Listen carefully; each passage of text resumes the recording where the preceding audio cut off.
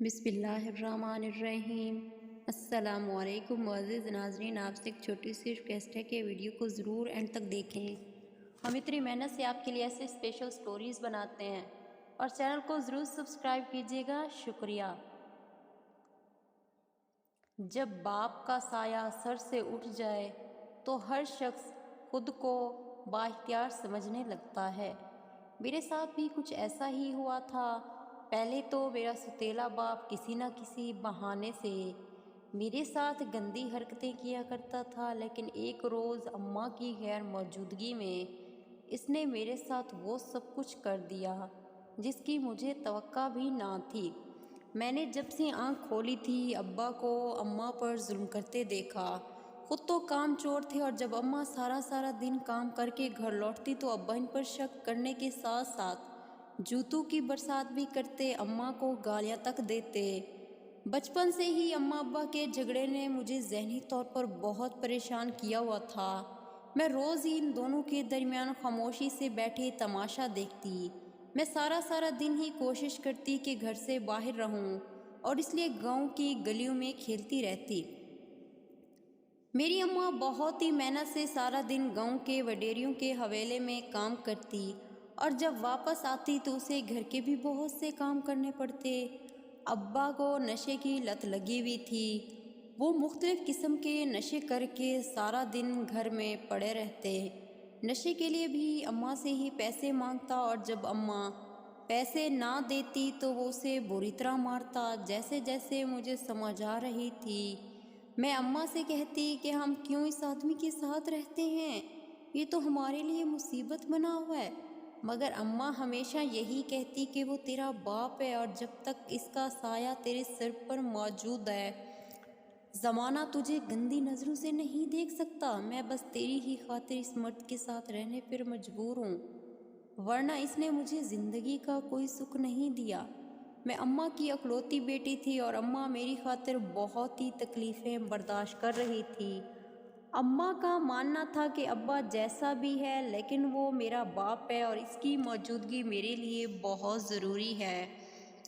اماں کی بڑیاں ہڈیوں میں اب اتنا دم نہیں رہا کہ وہ وڈیروں کے حویلی کا بھی کام کرتی اور اپنے گھر کا بھی کام کاج کرتی۔ اس لیے میں ہی اکثر اماں کے ساتھ وڈیرے کی حویلی جانے لگی تھی۔ میں 13 سال کی ہو چکی تھی اور اماں کا ہاتھ پوری طرح بٹانے کے قابل تھی۔ اکثر ہی مجھے وڈیرے کے کمرے کی صفائی کے لیے مجھے ہی جانا پڑتا، تو وہ بیڈ پر لیٹے لیٹے مجھے دیکھتے رہتے۔ مجھے ان کی نظریں کچھ عجیب سا محسوس ہوتا تھا۔ میں اور اماں دونوں ہی بہت خوبصورت اور حسین تھی۔ میری ماں کا حسن اس عمر میں بھی پوری طرح کھلتا ہوا تھا، جبکہ میں تو ابھی جوانی کی سیڑھی پر قدم رکھ رہی تھی اور گلاب کی کلی کی طرح اب کھلی تھی۔ لیکن جو بھی مجھے دیکھتا وہ تو بس دیکھتا ہی رہ جاتا۔ شاید وڈیرا بھی میرے حسن سے متاثر تھا۔ کبھی کبھی مجھے دیکھ کر عجیب سے شعر پڑھنے لگتا یا پھر میری خوبصورتی کی تعریف کرتا۔ گاؤں کے وڈیرے کے منہ سے اپنی تعریف سن کر میں خوش ہو جایا کرتی تھی، لیکن مجھے ہرگز بھی اندازہ نہیں تھا کہ اس کے پیچھے ان کی نیت میں کیسا فطور چھپا ہے۔ وڈیرے کی ایک ہی بیٹی تھی اور اس کی دھوم دھام سے شادی ہو رہی تھی۔ پورا گاؤں اس کی شادی پر خوش تھا۔ اماں کو حویلی میں کام کرتے بہت زیادہ عرصہ ہو چکا تھا، اس لیے وڈیرے نے اماں کے حصے میں بہت سے کام دیے تھے۔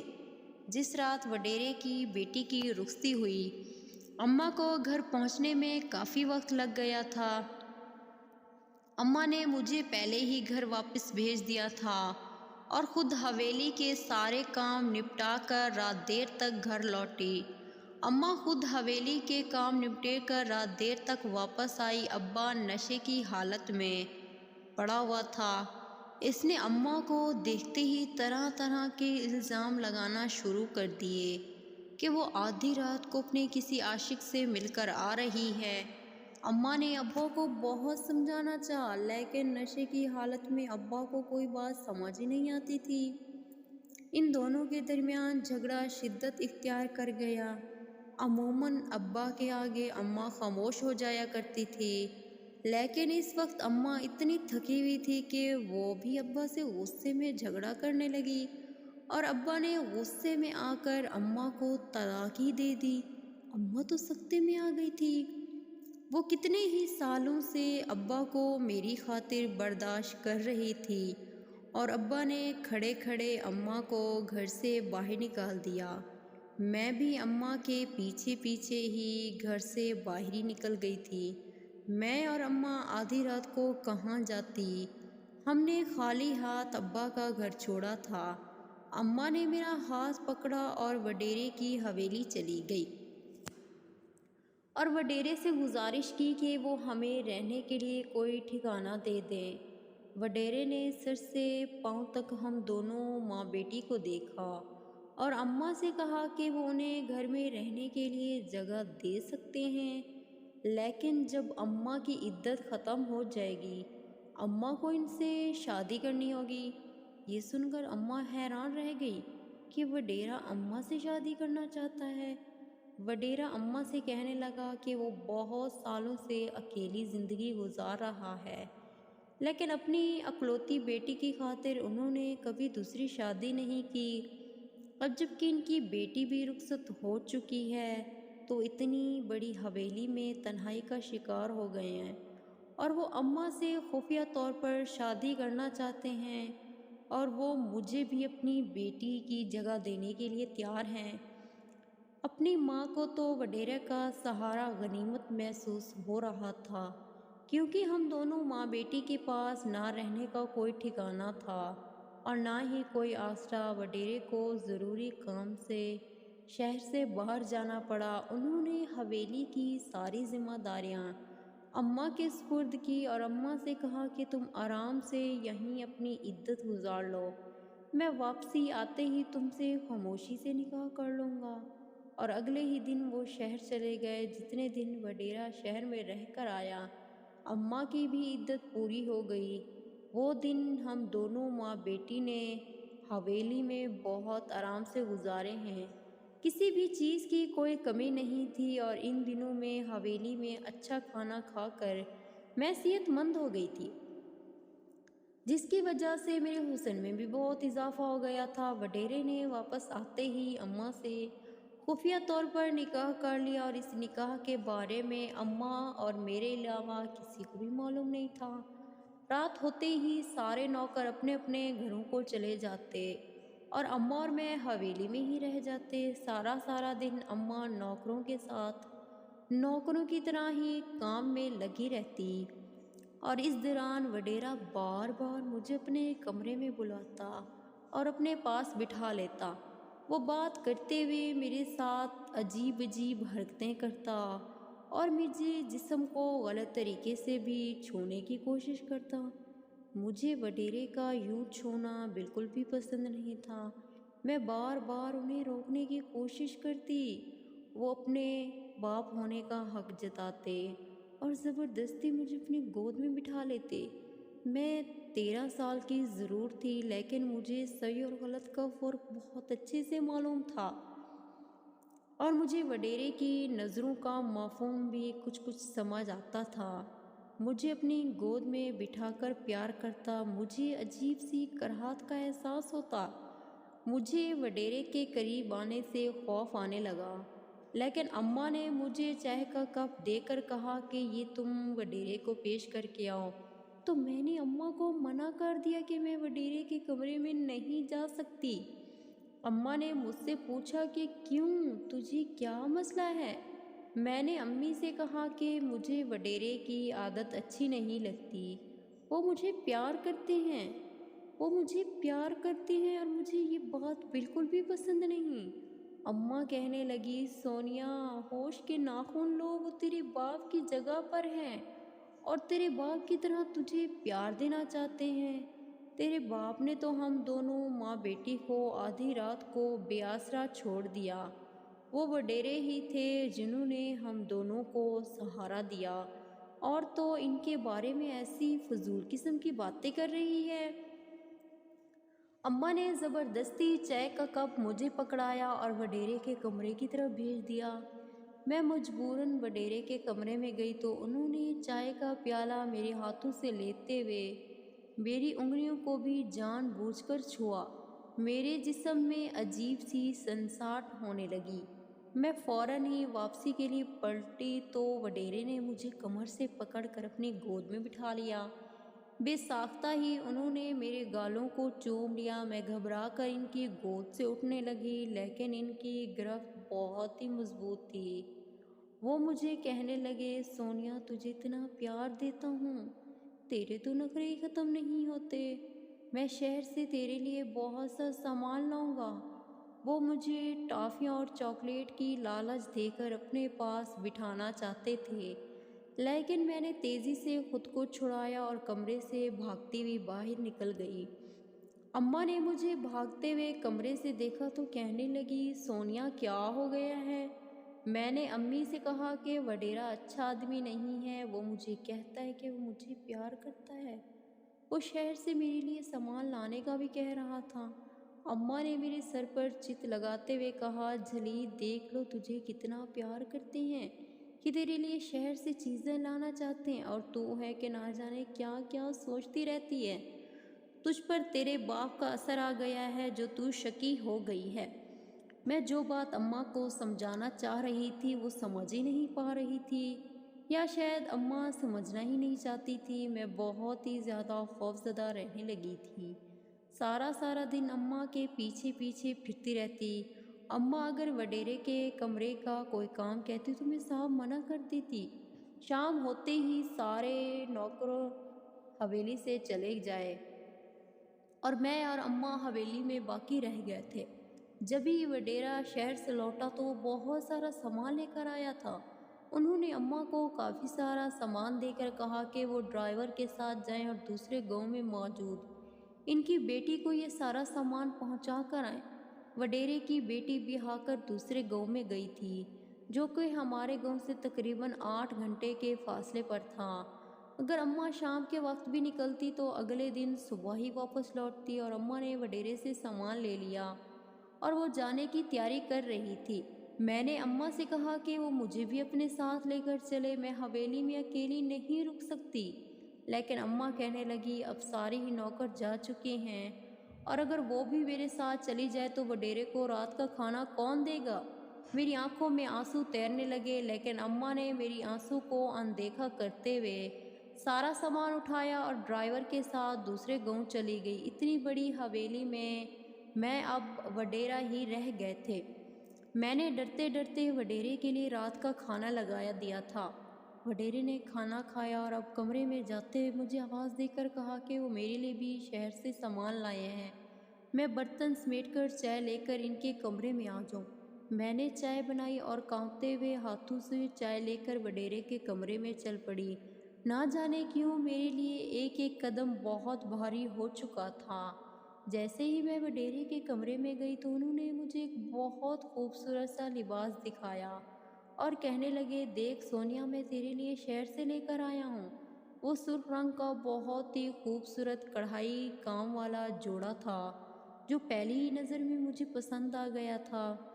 وڈیرے نے وہ جوڑا میری طرف بڑھایا۔ میں نے جیسے ان کے ہاتھوں سے جوڑا لینا چاہا، انہوں نے میرا ہاتھ تھام لیا اور پھر کھینچ کر اپنے قریب کر کے اپنے گلے سے لگا لیا۔ انہوں نے مجھے اتنی سختی سے اپنی باہوں میں پکڑا ہوا تھا کہ مجھے سانس لینے میں بھی دشواری ہو رہی تھی۔ وڈیرا کہہ رہا تھا کہ وہ میرے حسن سے اس قدر گھائل ہے کہ ان کے لیے خود کو روکنا بھی بہت مشکل ہے۔ وہ پوری طرح میرے جسم پر ہاتھ پھیرنا چاہ رہے تھے اور میں بس سے خود کو چھڑانے کی ناکام کوشش کر رہی تھی۔ اس کے بعد جو کچھ ہوا وہ میرے لیے ناقابل بیان تھا۔ وڈیرے نے مجھے بیڈ پر دھکیلا اور کہنے لگا، تجھے کیا لگتا ہے سونیا، میں نے تیری ماں سے شادی کیوں کی ہے؟ مجھے تیری ماں میں کوئی دلچسپی نہیں، مجھے تو تیری کھلتی ہوئی جوانی اور تیری خوبصورتی سے محبت ہو گئی تھی۔ جب میں نے تجھے پہلی بار حویلی میں دیکھا تھا اس دن میں تجھے اپنے کمرے تک لانا چاہتا تھا، لیکن اس وقت گھر میں میری بیٹی بھی موجود تھی، لیکن میرے دل میں یہ خواہش بہت زور پکڑنے لگی کہ تو کسی دن میرے کمرے تک چلی آ اور خدا کا کرنا ایسا ہوا جس رات میری بیٹی کی رخصتی ہوئی اسی رات تیری ماں خود ہی میرے دروازے پر تجھے لیے چلی آئی۔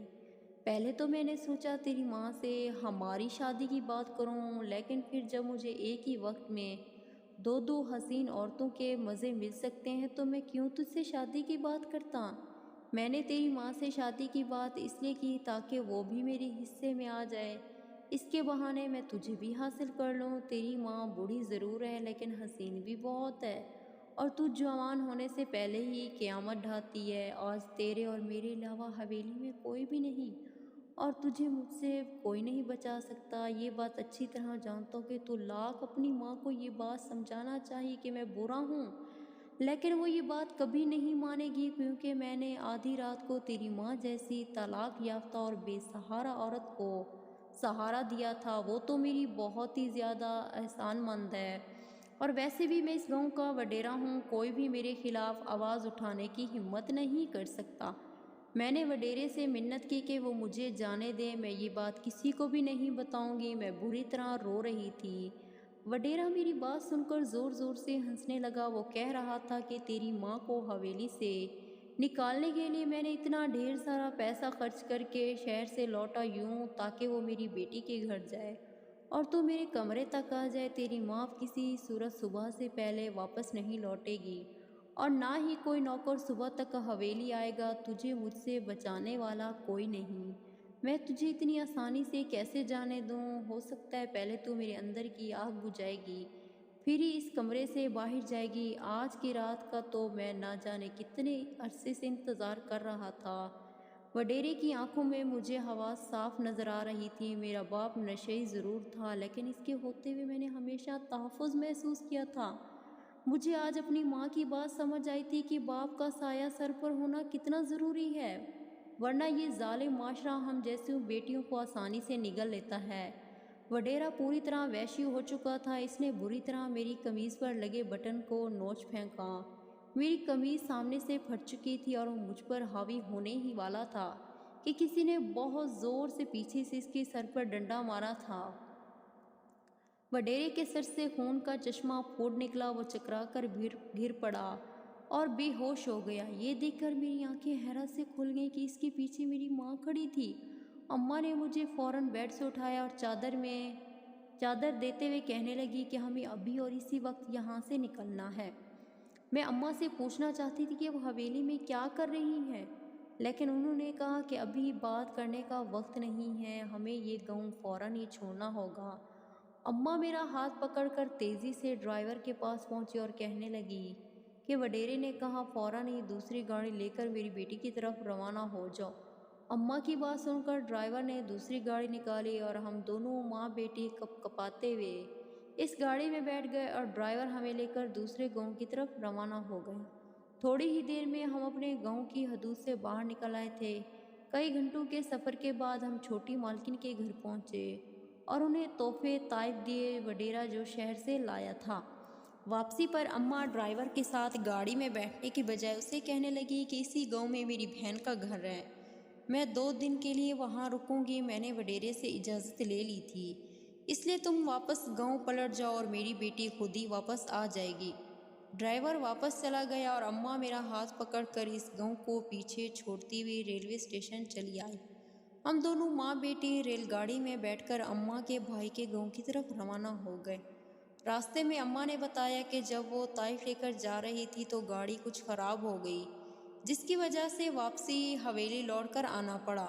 وہ وڈیرے سے پوچھنے آئی تھی کہ گاڑی خراب ہو گئی ہے، اب کیا کرنا ہے، اور وڈیرے کے کمرے میں پہنچ کر انہوں نے سب کچھ اپنی آنکھوں سے دیکھ لیا تھا اور اپنے کانوں سے بھی سن لیا تھا۔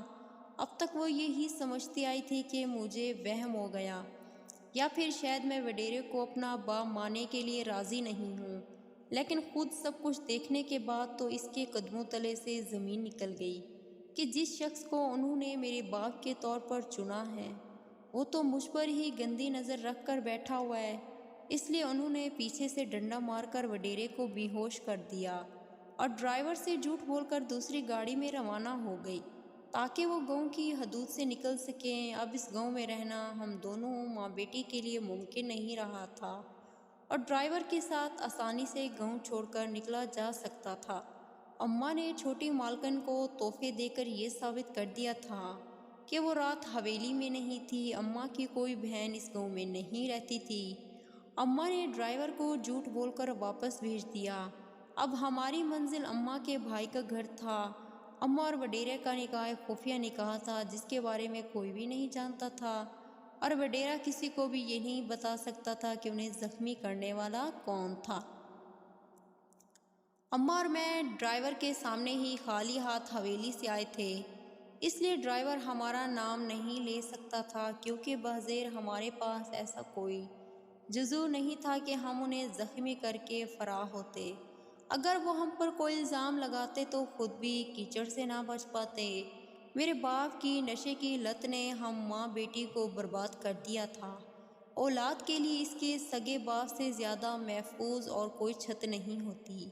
मेरी माँ ने मेरी खातिर वडेरे से निकाह कर लिया था ताकि हम एक महफूज छत के नीचे पहना ले सकें, लेकिन वही हमारी बर्बादी का सबब बनने वाला था।